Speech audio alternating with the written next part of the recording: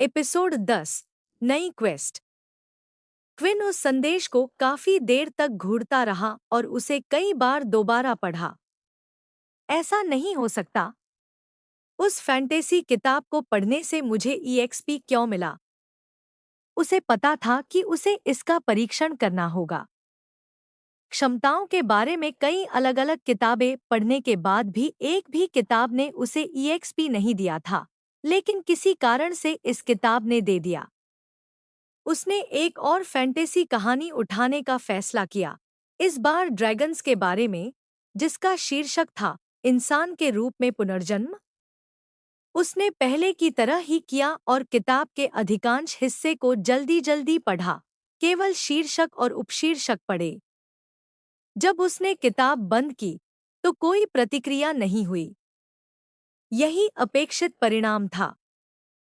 एक और चीज को आजमाने की इच्छा से भरा हुआ, उसने एक और किताब उठाई जो वैम्पायरों के बारे में थी और उसके साथ भी वही किया। जब उसने किताब बंद की, तब भी सिस्टम ने बिल्कुल कोई प्रतिक्रिया नहीं दिखाई। अंत में क्विन ने अनुमान लगाया कि सारी किताबें पढ़ने के बाद शायद उसने क्षमताओं के बारे में इतना ज्ञान हासिल कर लिया था कि सिस्टम ने उसे इनाम देने का फैसला किया। किसी कारण से देर से आया संदेश केवल संयोग से उसी समय दिखाई दिया था जब वह वैम्पायरों के बारे में पढ़ रहा था। स्वाभाविक रूप से एक और संभावना भी थी, लेकिन उस पर विश्वास करना उसके लिए थोड़ा मुश्किल था। वह यह मानना नहीं चाहता था कि वैम्पायरों के बारे में वह किताब किसी तरह उसके सिस्टम से जुड़ी हुई थी। जब क्विन ने लाइब्रेरी में अपनी जांच पूरी कर ली, तो उसने देखा कि वार्डन मेज से गायब हो चुका था और वहां नहीं था। शायद वह बोर हो गया और कहीं और चला गया। मैं शायद उसे बाद में हमारे कमरे में देख लूंगा। क्विन ने खिड़की से बाहर देखा और देखा कि सूरज डूबने लगा था। वह अब तक कुल 6 घंटे लाइब्रेरी में बिता चुका था और उसे समय के इतनी जल्दी बीत जाने का पता ही नहीं चला। फिर जब क्विन जाने ही वाला था, उसके सामने फिर से एक नया संदेश दिखाई दिया। दैनिक क्वेस्ट नंबर 2 पूरी हो गई। 5 ईएक्सपी प्राप्त हुआ। 20/100 ईएक्सपी। हर बार जब क्विन को अपने शरीर के अंदर मौजूद इस अजीब चीज से कोई संदेश मिलता, तो 100 के करीब पहुंचती संख्या को देखकर उसे एक संतुष्टिदायक एहसास होता। लेकिन इसके नीचे एक अनिश्चितता भी थी, एक डरावना विचार कि कहीं इसका अंत बुरा न हो जाए। फिर भी वह यह देखने के लिए बेसब्री से इंतजार नहीं कर सकता था कि लक्ष्य तक पहुंचने के बाद क्या होगा। उसका सबसे अच्छा अनुमान था कि वह लेवल अप करेगा। आखिरकार सिस्टम ने यह भी बताया था कि जब तक वह कम से कम लेवल 10 का नहीं हो जाता, तब तक वह अपने शॉप फीचर का इस्तेमाल नहीं कर सकता। इस समय क्विन की एकमात्र इच्छा थी कि लेवल अप करने का कोई तेज तरीका मिल जाए। दिन में केवल 2 दैनिक क्वेस्ट के साथ क्विन को लेवल 2 तक पहुंचने में 1 सप्ताह से भी अधिक समय लग जाता। फिलहाल वह इसके बारे में ज्यादा कुछ नहीं कर सकता था। वह केवल एक सामान्य व्यक्ति की तरह अपनी रोजमर्रा की जिंदगी जी सकता था। लाइब्रेरी से निकलते हुए क्विन ने बैटल एरिना जाने का फैसला किया। उसके दिमाग में एक विचार आया था और वह कुछ आजमाना चाहता था। वह स्कूल के गलियारे से गुजर रहा था, तभी उसने देखा कि एक छात्र को दूसरे छात्र ने दीवार से धक्का देकर चिपका रखा था। दीवार से लगा हुआ लड़का ऐसा लग रहा था जैसे उसे पहले ही कई बार मारा जा चुका हो और उसके चेहरे पर चोट के निशान थे। तो यहाँ भी यह शुरू हो गया। क्विन ने निराश होकर सोचा। वह उस लड़के की कलाई घड़ी की एक झलक देखने में सफल रहा और उसने देखा कि उस पर मौजूद संख्या बता रही थी कि वह लड़का लेवल 1 का क्षमता उपयोग करता था, लेकिन उसका पावर लेवल 1.2 था।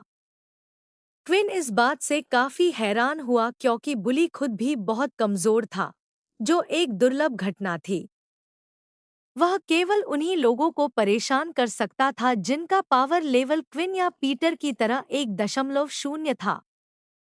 तभी क्विन ने दीवार के सामने खड़े लड़के को पहचान लिया। वह वास्तव में पीटर था। क्विन खुद से बहस कर रहा था कि उसे इसमें शामिल होना चाहिए या नहीं। उसे बुलियों से किसी भी चीज से ज्यादा नफरत थी। उन्होंने उसकी स्कूल की जिंदगी बर्बाद कर दी थी और संभावना थी कि जल्द ही वह खुद भी एक निशाना बन सकता था। उसने जल्दी से अपना मन बना लिया। वह अपनी ताकत को आजमाना चाहता था और ऐसा लग रहा था जैसे किस्मत ने उसे एकदम सही प्रयोग का शिकार दे दिया हो।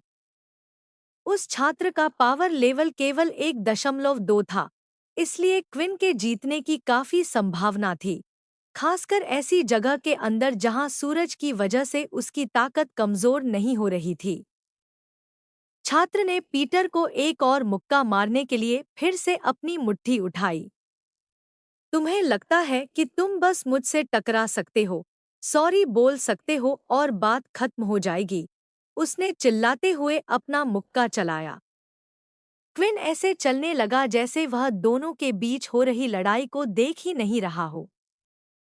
बुली अपनी हरकत में इतना डूबा हुआ था कि उसने क्विन को तब तक नोटिस नहीं किया जब तक क्विन ने जानबूझकर गिरने का नाटक नहीं किया और उस छात्र से टकरा नहीं गया। इससे वह लड़खड़ा गया, उसका संतुलन बिगड़ गया और उसका मुक्का निशाने से चूक गया। क्विन? पीटर ने ऊपर देखते हुए पूछा। ये क्या था? छात्र चिल्लाया और उस व्यक्ति को घूरते हुए उसे परखने लगा जिसने उससे टक्कर मारी थी। छात्र की नज़र सबसे पहले स्वाभाविक रूप से क्विन की घड़ी पर गई। कम संख्या देखकर उसका आत्मविश्वास और बढ़ गया। तुम जैसे लेवल 1 के कचरे का यहाँ क्या काम है? मैं इंतजार कर रहा था कि तुम्हारे जैसा कोई यहाँ आने में कितना समय लगाएगा। लगता है मैं अपने साथ ही एक शर्त हार गया। मुझे लगा था कि तुम जैसे घटिया लोग कम से कम कुछ दिनों तक अपनी हरकतें शुरू नहीं करेंगे। और तुम्हें क्या लगता है कि तुम इसके बारे में क्या करोगे? पीटर अब क्विन को लेकर थोड़ा चिंतित होने लगा था। पहले टेस्ट वाली जगह पर क्विन ने बताया था कि उसके पास कोई क्षमता नहीं है, जबकि जिस छात्र का वह सामना कर रहा था उसके पास एक क्षमता थी। पीटर को लगा कि अगर वे दोनों मिलकर लड़े तो शायद उनके जीतने का मौका हो सकता है, लेकिन वह बहुत डरा हुआ था। अगर संभव होता तो वह आगे किसी भी तरह के टकराव से बचना चाहता था। वह पूरी जिंदगी चोट खाता रहा था और अब वह और चोट नहीं खाना चाहता था। दुर्भाग्य से दुनिया इसी तरह काम करती थी। ऊपर के लोग वही होते थे जिनके पास सबसे शक्तिशाली क्षमताएं होती थीं। इसलिए कोई उन्हें कमजोर लोगों को परेशान करने से रोक नहीं सकता था और बदले में वे कमजोर लोगों को परेशान करते थे। अतीत में पीटर ने जवाबी लड़ाई करने की कोशिश की थी। यह तब की बात थी जब उसके पुराने स्कूल में बुलिंग अभी शुरू ही हुई थी। उसने वापस मुक्का चलाया था और वह सामने वाले के चेहरे पर मारने में भी सफल रहा था, लेकिन इससे हालात और खराब हो गए थे। इसके परिणामस्वरूप उसे सामान्य से 10 गुना ज्यादा बुरी तरह पीटा गया था और तब से बुलिंग केवल और ज्यादा बढ़ती गई थी। इस नए बुली के लिए वह सामाजिक सीढ़ी के सबसे नीचे था, लेकिन पहली बार उसे अपने से भी कमजोर कोई व्यक्ति मिला था। उसने जो भी दर्द सहा था, एक बार के लिए वह दूसरी तरफ होना चाहता था। इस तरह उसे ऐसा महसूस नहीं होता कि वह भोजन श्रृंखला में सबसे नीचे है।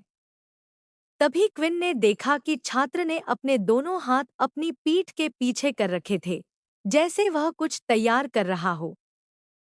उसी समय उसके सामने एक नोटिफिकेशन दिखाई दिया। एक दुश्मन क्षमता उपयोगकर्ता का पता चला। बैटल मोड शुरू किया जा रहा है। आपको एक नई क्वेस्ट प्राप्त हुई है। पहली लड़ाई, अपने प्रतिद्वंद्वी को हराए। इनाम 50 EXP। पीटर को ऐसा लगा जैसे क्विन पागल हो गया हो। न केवल उसने लड़ाई के लिए हामी भर दी थी, बल्कि क्विन के चेहरे पर एक बड़ी मुस्कान भी थी और उसने अपना हाथ ऊपर उठाया हुआ था, जो किसी खराब तरीके से कॉपी किए गए बैटल स्टांस जैसा दिख रहा था। पीटर को कैसे पता होता कि क्विन एक तेजी से लेवल अप करने का रास्ता मिलने से बेहद खुश था।